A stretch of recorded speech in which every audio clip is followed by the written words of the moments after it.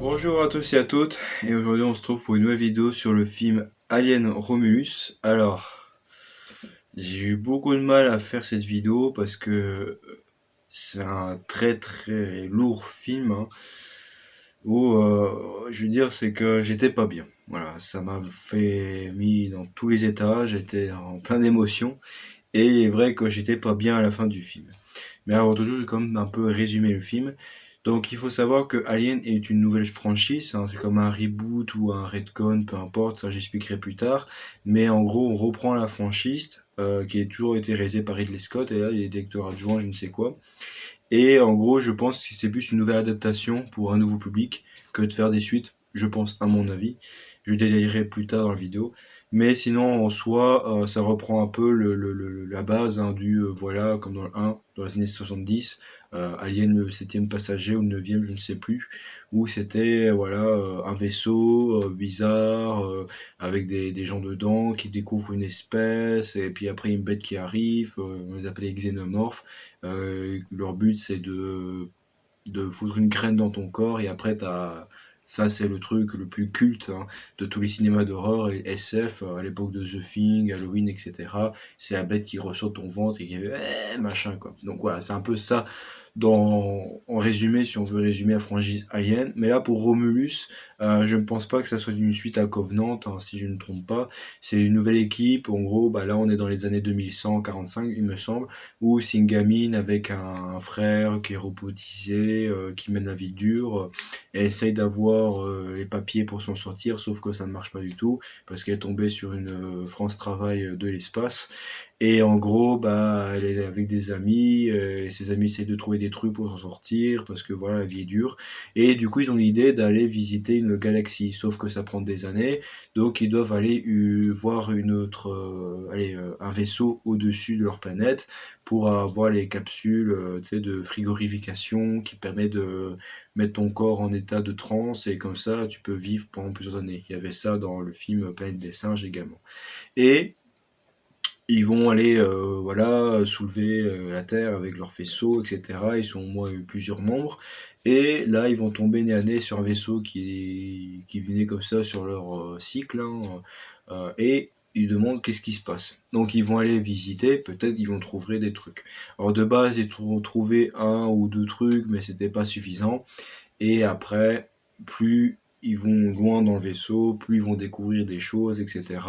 Je vais pas non plus tout vous dire, mais je vous laisserai quand même le film. Je vous souhaite aller le voir parce que malgré tout, c'est un film d'immersion, d'ambiance, etc. Donc, puis si vous connaissez bien Alien, vous savez que si on rentre dans un vaisseau, il y a forcément un truc, voilà, un petit xénomorphe par-ci par-là.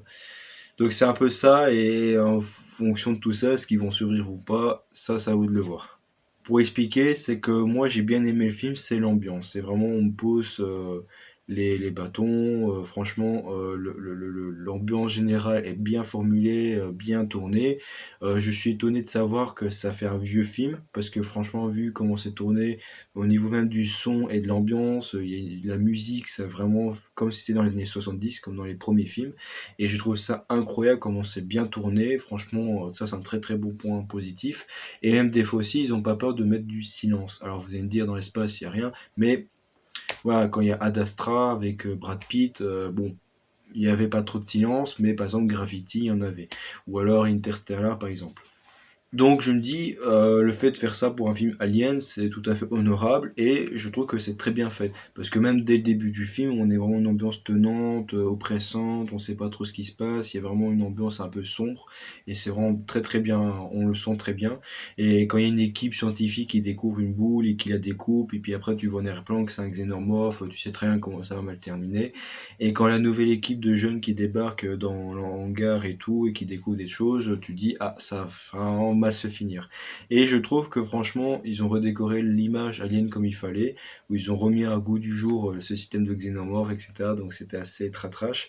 Je veux dire, c'est que franchement, j'étais pris dans le film, parce que même vers la fin, j'étais pas bien. Parce qu'il faut savoir que moi, je suis un peu claustrophobe, et il y a certains films que moi, je peux plus, enfin, je peux regarder, mais je peux plus continuer à le vivre parce que ce film a foutu une angoisse énorme. À la fin, j'avais envie de sortir parce que c'était vraiment trop angoissant parce que ça se finissait pas, mais dans le sens que les héroïnes, franchement, en chiaient énormément, quoi. Et même vers la fin, t'as l'impression que c'est fini, en fait, non.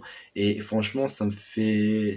J'ai de la peine pour ces passages parce que tu dis, bah, c'est comme la phrase qui ressort, je sais plus si c'est dans Odyssée de l'espace, il me semble, c'est dans l'espace, vous êtes seul, quoi. Et il est vrai que pour le coup, quand t'es tout seul, c'est un peu con. Et c'est vrai que quand tu vois tout ce qui se passe, et vers la fin avec l'héroïne, tu te dis purée la pauvre, bah, elle a tout sacrifié pour rien quoi. Mais c'est vrai que de base, quand tu es allez, dans un esclave et que tu as tout perdu et tout, ouais, des fois tu peux pas réfléchir et quand tu es jeune, tu peux faire des conneries. Donc j'espère qu'il n'y aura pas trop d'incidence dans la suite parce que bon, ils ont découvert un faisceau, ils ont essayé de s'échapper, il y a le monstre qui débarque, et même vers la fin, quand il y a une femme qui accouche, machin et tout, enfin c'est très dégueulasse, c'est vraiment très bien tourné. Et tu dis, même à la fin, ils essaient d'ouvrir le truc et aller aller en dessous du vaisseau là pour ouvrir et enlever tous les déchets en quelque sorte, ils y arrivent pas, le mec il s'accroche, enfin c'est très lourd, tu te dis mais ça finit jamais quoi. Et finalement, t'as l'impression que tout se finit bien, mais il y a peut-être encore un truc en plus.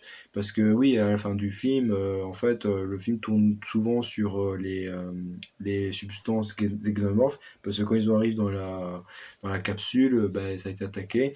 Et il restait un robot qui avait essayé d'analyser les capsules. Et comme c'était un peu le majordome de son maître, lui, son maître voulait trouver une nouvelle forme de vie, etc. Et le robot voyait en l'espèce xénomorphe de pouvoir aller que nous les humains deviendront immortels. Sauf que comme c'est un produit où c'est très liquide, bah en fait le corps ne supportera pas. Et ça, on découvrira ça plus dans le film, mais le mec en question, le robot, il devient un psychopathe parce que t'as l'impression que c'est lui le méchant du film. Parce qu'en fait, le mec, à la fin, il était en mode, ouais, l'espèce d'humain allait crever, quoi. Et je me dis, wow, enfin, je sais pas, je veux dire, c'est chiant. Moi, je veux bien, j'aime bien les robots, les androïdes, tout ce que tu veux, mais ouf, c'est embêtant, quoi. Alors, en parlant d'Android, c'est vrai qu'il y a ces questions qui taraudent souvent, c'est est-ce que l'Android est fait pour l'homme? Est-ce qu'il est don de comportement, de je ne sais quoi? Moi, j'ai tendance à dire oui, parce que tant que quelqu'un parle et qui vit, pour moi, c'est un être vivant, même si c'est un robot. Moi, je peux pas considérer comme un robot, comme un déchet poubelle, non. Moi, je le considère comme des gens normaux, quoi. Parce que déjà, de un, bah, c'est pour éviter une guerre nucléaire et une guerre civile avec des robots. Et deuxièmement, si t'es pote bien avec les robots, il n'y aura pas de problème, quoi. Parce que malgré tout, les robots pourront détecter le bien et le mal, hein. Ils ont pas vraiment d'émotion, mais ils peuvent détecter ce qui est bien, pas bien, quoi. Et c'est vrai que moi, j'ai beaucoup de peine hein, pour ce pauvre gamin, là, le frère de la fille, la Riley. Bah, justement, je pense à un rapport avec le premier film, avec Sigourney Weaver, oui, aussi, ça aussi. Oui, parce que, également, en parlant d'autre chose, ce film rend hommage à Sigourney Weaver parce que la posture de la fille est exactement les mêmes de l'actrice dans le 1 parce que la façon dont elle tient l'arme, etc. Donc c'est vraiment très très bien tourné. J'aime beaucoup ce côté-là, ça en rend beaucoup hommage. Et ça en fait pas de trop, parce qu'on aurait peur en disant, ouais, une femme héroïne qui reprendrait le rôle, succéder, machin, c'est un peu chiant, mais non, ça va. Mais j'ai quand même de la peine pour le robot parce que ouais, malgré tout, tout ce qu'il a pu subir et vivre, moi j'ai beaucoup de la peine et en plus c'était mon personnage préféré de ce film encore plus que l'actrice et voilà puis ouais, la façon dont les xénomorphes attaquent, enfin c'est vraiment moi je suis pas bien non plus dans ce film quoi. Et puis quoi d'autre, oui, pour parler de tout ça, en fait ce film il me semble que ce serait plutôt un retcon qu'un reboot parce que quand on voit comment se finit le film, à contrario à Alien Covenant ou à la fin avec les vous savez dans Prometheus et Covenant, il y a un robot qui vont aller qui desservent une pluie de xénomorphes sur une île, enfin sur une planète, et dans le Covenant, t'as un autre robot qui lui ressemble un peu, qui essaie de trouver ce qui se passe, et à la fin, bah, spoil, c'est le méchant qui réussit, parce que comme ils se battaient les deux robots, ils vont dans la capsule, et à un moment t'as la fille qui avait tendance à lancer un discours avec son ancien robot, qui est bah, quand on se reverra et tout, on pourra construire une maison. Et il a redit cette phrase-là, au robot méchant quand elle était dans sa capsule pour dormir. Sauf qu'en fait, le robot dit quelle maison. Et là, la fille a compris que c'était le méchant qui a gagné, quoi. Et du coup, tu voyais à la fin un plan où il y avait plein de xénomorphes à féconder, quoi.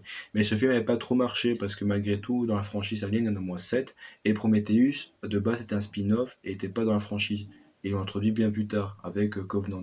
Et du coup, on s'est dit peut-être Romulus, c'est la suite de Covenant, etc. Sauf qu'on pourrait dire que c'est un reboot parce qu'ils vont revenir toute la franchise avant. Alors moi je suis contre cette idée parce que ça a un peu gagné parce que quand on avait que DC, Marvel, machin, où il y a un nouveau réalisateur, ça y est, on va tout refaire, ça c'est pénible, mais bon, c'est pas le cas.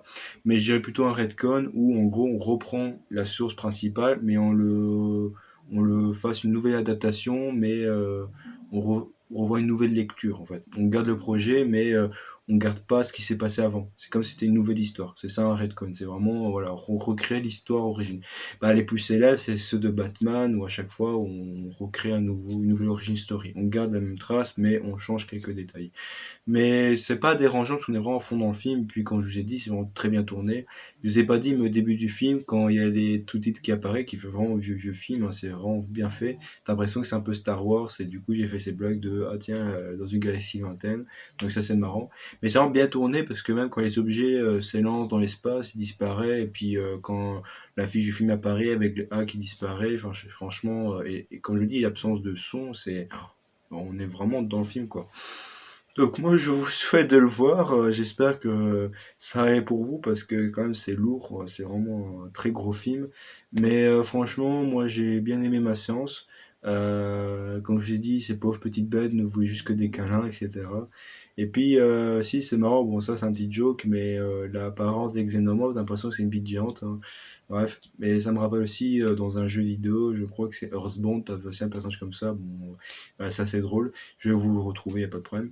Mais à part ça, si on pourrait faire une critique un peu négative, c'est que quand on voit l'équipe avec un black, un chinois, un homme et une femme, et ce que tu veux, tu dis bon, vive le wokisme, multiculturalisme, tout ce que tu veux. Mais finalement, c'est pas dérangeant parce que malgré tout, quand on voit comment finit ce film, ça va. Et puis les personnages sont très charismatiques, j'aime beaucoup ce qu'ils font quoi. Mais c'est vrai que avec le temps, avec tout ce qui se passe Black Lives Matter, on a tendance à toujours trop en mettre. Et moi, ce que j'étais toujours contre, c'est de justifier le personnage par sa couleur. Et ça, je suis pas d'accord. Alors que si tu introduis un noir ou machin, il n'y a pas de problème, mais tant que c'est bien construit. Par exemple, le film The Creator est une belle exception. Et j'ai en plus fait une critique, il me semble, si je ne trompe pas. Sinon, c'est pas grave. Mais sinon, en tout cas, j'ai bien aimé ce film. Je vous conseille d'aller le voir. Donc, je me dis, j'espère que vous avez passé une bonne journée. Regardez le film. Et bien sûr, morale de l'histoire, si vous voyez dans l'espace un vaisseau abandonné, ne rentrez pas.